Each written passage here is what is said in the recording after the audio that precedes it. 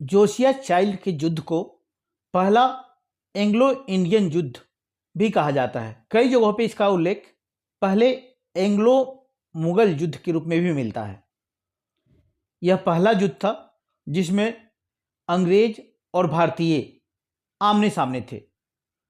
अंग्रेजों की तरफ से ईस्ट इंडिया कंपनी की तरफ से नेतृत्व कर रहे थे सर जोसिया चाइल्ड, और भारत में अंग्रेजों के प्रतिद्वंदी थे मुगल बादशाह औरंगजेब, जिनकी सेना का नेतृत्व कर रहे थे शाइस्ता खां।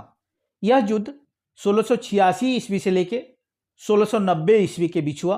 अपने व्यापारिक हितों की रक्षा के लिए, अपने व्यापारिक लाभ को अधिकतम बढ़ाने के लिए सर जोसिया चाइल्ड के नेतृत्व में ईस्ट इंडिया कंपनी ने मुगल सत्ता को चुनौती दी, विशेषकर समुद्र में बल प्रयोग के द्वारा। लेकिन ईस्ट इंडिया कंपनी ने उस समय मुगल बादशाह की शक्ति को कम आंकने की गलती की, और परिणाम हुआ कि ब्रिटिश ईस्ट इंडिया कंपनी को बुरी तरह हार का सामना करना पड़ा। जोसिया चाइल्ड ने एक माफ़ीनामा दिया, साथ ही एक रकम की अदायगी भी की, और फिर मुगल बादशाह औरंगजेब ने उन्हें माफ़ कर दिया। उनके व्यापारिक विशेषाधिकारों को पुनः बहाल कर दिया।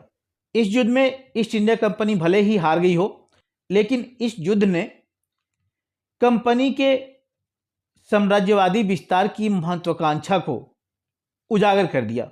यह और बात है कि मुगल बादशाह ने, भारतीय शासकों ने इससे कोई सबक नहीं सीखा, और एक शताब्दी के भीतर ही अंग्रेजों की महत्वाकांक्षा के फलस्वरूप भारत में उनका साम्राज्य स्थापित हो गया।